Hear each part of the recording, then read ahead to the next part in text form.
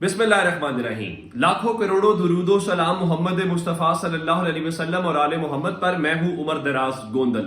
मैं आपको पहले से कह रहा हूं, बड़के मारना, अकड़ दिखाना, तुरम खान बनना, ये सिर्फ असेंबली फ्लोर के ऊपर तो हो सकता है, ये अदालत से बाहर तो हो सकता है। अदालत के अंदर आके सारों की अकड़ खत्म हो जाती है। जब कटहरे में चीफ जस्टिस खड़ा करके पूछते हैं ना कि बताएं जनाब, तो वहां पे क्या साद रफी, क्या अयाज सादिक, क्या फारूक नाइक, क्या इरफान कादिर, ये सारे लाइन में यूं सीधे हो जाते हैं। मैंने आपको खबर दी थी कि अदालत ने आज इस सिलसिले में इनको हुक्म जारी कर दिया है और 27 अप्रैल का जो हुक्मनामा है तफसील के साथ वो भी आ गया है। उसका लुबे लुबाब क्या? उसका लुबे लुबाब ये है कि भाई आपने अगर आपस में मुज़ाकरात किए हैं तो बहुत अच्छी बात है। तहरीक इंसाफ हो, नून लीग हो या कोई और हो, सुप्रीम कोर्ट ने इस सिलसिले में किसी किस्म की कोई हिदायत नहीं की कि आप मुज़ाकरात करें। ये आपकी अपनी कोशिश है। आप जानते हैं कि फारूक नाइक और अटॉर्नी जनरल गए थे, उन्होंने चीफ जस्टिस को कहा था आप हमें टाइम दे दें। और एक लाइन बहुत इंपॉर्टेंट है इस पूरे जो तफसीली फैसला है उसके अंदर, वो क्या है कि 14 मई इलेक्शन कराने का सुप्रीम कोर्ट का ऑर्डर अपनी जगह पे मौजूद है। अब यह है जो आज तफसीली फैसला आया। अब जब मैं आपको ये कह रहा हूं कि बड़े बड़े तुरम खान जो है वो ठुस हो गए हैं। आपको याद है मैंने आपको बताया था कि इलेक्शन कमीशन ऑफ पाकिस्तान ने सुप्रीम कोर्ट में रिपोर्ट जमा करवाई है जिसमें वो कहते हैं जी नामुमकिन है 14 मई को इलेक्शन करवाना। बिल्कुल ठीक है, यही बात राना सनावला कहते हैं। और इलेक्शन कमीशन ने कहा जी हमारे पास पैसे नहीं आए, हमारे पास सिक्योरिटी नहीं आई। और जस्टिस बंदयाल का एक नोटिस यूं ठीक करता है। जरा खबर मुलाहिजा हो, खबर क्या? खबर यह है कि सिकंदर सुल्तान राजा का इलेक्शन कमीशन जो है वो कहता है कि इंतखाबात पर सुप्रीम कोर्ट जो फैसला करेगी कबूल करेंगे। अब एक बात तो यह है कि आप इतनी जल्दी सारी हवा निकल गई, कहां गई आपकी सारी अकड़, पहली बात। दूसरी बात कि हुकूमत जिन पत्तों के ऊपर हवा वो तकिया कर रही थी वो पत्ते भी हवा देने लगे हैं। उसकी वजह क्या है? ख्याल तो यही था कि जनाब इरफान कादिर को लगा देते हैं और सुप्रीम कोर्ट के सामने खड़े हो जाएंगे और इलेक्शन कमीशन फैसला नहीं मानेगा। हम कहेंगे ये इलेक्शन कराना तो सुप्रीम कोर्ट का काम है, अगर सुप्रीम कोर्ट नहीं करा रहा तो आप उनके काम के अंदर मुदाखलत ना करें। और नवाज शरीफ साहब जो हैं वो साहब वैसे तो बीमार हैं और पाकिस्तान तशरीफ नहीं ला सकते, लेकिन वहां बैठ के वो ये बता सकते हैं कि वो कौन सा फैसला कबूल करेंगे, कौन से बेंच को कबूल करेंगे और कौन से बेंच को कबूल नहीं करेंगे। और पहले मरहले के अंदर उन्होंने ये कहा है कि हम 4-3 के बेंच को मानते हैं, 3-2 को नहीं मानते। यानी उन्होंने ये कहा है, नवाज शरीफ साहब ये फरमा रहे हैं कि हमें वो जजेस कबूल नहीं है या उनके फैसले कबूल नहीं है जो ये कहते हैं कि आप इलेक्शन कराएं। हमें वो जजेस कबूल हैं जो कहते हैं कि इलेक्शन 90 रोज में नहीं होना चाहिए। हमें वो जजेस कबूल हैं जो कहते हैं कि जनाब चीफ जस्टिस आज खुद नोटिस भी ना ले। हमें वो जजेस कबूल हैं जो कहते हैं जब तक पीडीएम चाहे, जब तक इमरान खान जीत रहे हैं तब तक इलेक्शन रोक ले। और इसीलिए नवाज शरीफ वहां से बैठ के कल जरा अटॉर्नी जनरल के जरिए अपनी हुकूमत का मौकिफ तो उनके सामने रखें कि जनाब हम आपके बेंच को नहीं मानते और हम 4-3 के फैसले को मानते हैं। आप सुप्रीम कोर्ट में तो लिख के देते हैं कि हमने कंप्लायंस की पूरी कोशिश की। आगे चलते हैं, शहबाज शरीफ खुद लंदन पहुंचे हैं और उन्होंने जरा देखिए, एक साहब इंडिया गए हुए हैं और इंडिया माशाल्लाह पूरा लाओ लश्कर लेके, कौन सा लाओ लश्कर है, कोई न्यूयॉर्क का टैक्सी ड्राइवर वो भी साथ, बाकी सारे भी याशियां प्रोग्राम चल रहे हैं, बड़ी अच्छी बात है। आगे चलते हैं जनाब, शहबाज शरीफ लंदन गए हैं, वो पाकिस्तान के वजीर आजम के मनसब के ऊपर है। आपको पता है किसने उनको वहां पे रिसीव किया है? दुनिया न्यूज के मुताबिक शहबाज शरीफ लंदन पहुंच गए हैं और बरतानवी वजीर खारजा के खुसूसी नुमाइंदा ने इस्तकबाल किया।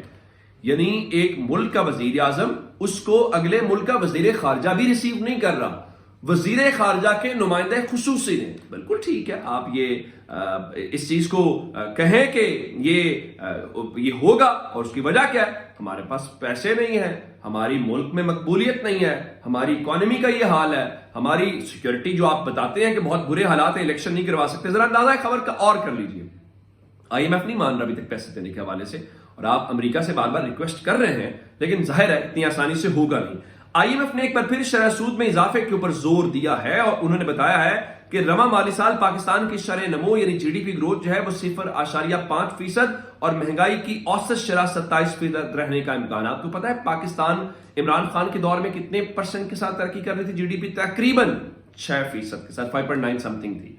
اور وہ جی ڈی پی اب 1% کے اوپر بھی نہیں، 0.5% کے اوپر گرو کرے گی. اور وہ کہتے تھے ہم ڈیفالٹ سے پاکستان کو بچانے آئے ہیں. پتہ نہیں وہ ڈیفالٹ سے پاکستان کو کیا بچانے آئے ہیں جس کی وجہ سے. اب آتے ہیں اس بات کے اوپر مریم نواز کے کیا ہی کہنے کہ مریم نواز ہمیشہ کچھ نہ کچھ ایسا کرتی ہیں جو مسلم لیگ نون والوں کو تو بڑوں کو پھنساتی ہیں، تحریک انصاف کے حق میں بہت جاتا ہے. بشرا بی بی سے ان کو بڑا مسئلہ عمران خان کی اہلیہ کے ساتھ، حالانکہ ان کا سیاست سے کوئی تعلق نہیں ہے، وہ ایک گھریلو خاتون ہے، اپنے گھریلو معاملات کو دیکھتی ہیں. آپ نے دیکھا کہ جو کچھ ہوا جب آپریشن زمان پارک وغیرہ ہوا، لیکن اب کل فواد صاحب نے یہ کہا تھا کہ بشرا بی بی جو ہیں وہ مریم نواز کو الزام تراشی کے اوپر چھوڑیں گی نہیں، وہ ان کو نوٹس دینے جا رہی ہیں. اور آج ایک بار پھر مریم نواز نے اپنی پرانی ریت کو برقرار رکھ کر اپنے بڑوں کو پھنساتی ہوئی نظر آ رہی ہیں. اور بشرا بی بی نے قانونی نوٹس بھیج دیا ہے اور مریم نواز کو یہ کہا گیا ہے کہ آپ 7 روز کے اندر معافی مانگیں. اگر آپ معافی نہیں مانگیں گی تو آپ کے خلاف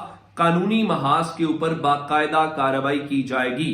چلیے یہ اچھی بات ہے کہ کم از کم ہوا کے اندر تیر نہیں چلائے جائیں گے. وہ کھل کے کہہ رہے ہیں کہ آپ کے خلاف کارروائی ہونی چاہیے. اور یہ بھی کوئی بات نہیں ہے کہ حکومتی وزراء اٹھتے ہیں بشرا بی بی کے نام کے اوپر جن کا سیاست سے کوئی تعلق نہیں ہے اور مسلم لیگ نون کا یہ پرانا وتیرہ ہے. اور مسلم لیگ نون جو ہے وہ پرانے طریقے سے کرتی آئی ہے. یہی نصرت بھٹو کے خلاف کیا، یہی بے نظیر بھٹو. لیکن میں اکثر کہتا ہوں کہ اگر آپ نے مسلم لیگ نون کا عورتوں کے بارے میں طرز عمل کی تصدیق کرانی ہے تو بلاول زرداری سے کروا لیجئے، ان سے پوچھ لیجئے، وہ بتائیں گے کہ ان کی والدہ محترمہ کے بارے میں کیا کچھ یہ شریف خاندان کرتا رہا. پھر میں آپ کو بتاتا ہوں کہ اس ملک کے اندر آپ جب سسٹم کے ساتھ ہوتے ہیں تو بڑے فائدے ہوتے ہیں. سسٹم کو جب آپ سوال کرتے ہیں تو سسٹم آپ کو سبق سکھاتا ہے. ذرا خبر سن لیجئے.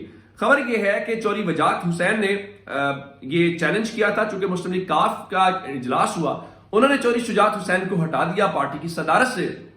اور ایون یہ بھی کہا گیا ان ساؤنڈ مائنڈ ہے، ذہنی توازن ٹھیک نہیں ہے. لیکن چونکہ آپ جانتے ہیں کہ الیکشن کمیشن کیسے کام کرتا ہے، الیکشن کمیشن عمران خان کے بقول کس کی بی ٹیم ہے اور چوری شجاعت کس کے اتحادی ہے، یہ جو خبر جوڑنا کوئی مشکل کام نہیں ہے. تو وہ جو محفوظ فیصلہ تھا آج الیکشن کمیشن آف پاکستان نے دن میں سنایا اور انہوں نے چوری شجاعت کو بڑا ریلیف دیتے ہوئے چوری وجاہت حسین کی جو درخواست ہے اس کو خارج کر دیا ہے اور کہا ہے کہ جو کاف لیگ کے آئین میں ترمیم ہے وہ کل عدم ہے اور الیکشن کمیشن کے حکم امتناع کے دوران جو آئینی ترمیم ہے وہ قانون کے خلاف ہے. اس لیے چوری شجاعت حسین جو ہے وہ پارٹی کے صدر رہیں گے. میں آپ کو بتاؤں یہ اتنی جان کیوں ماری جا رہی ہے. اگر آپ لاہور میں ایبٹ روڈ سے گزریں تو ایبٹ روڈ سے لیفٹ سائڈ پہ جب آپ ٹھنڈی سڑک پہ مڑتے ہیں تو وہاں مسلم لیگ ہاؤس ہے.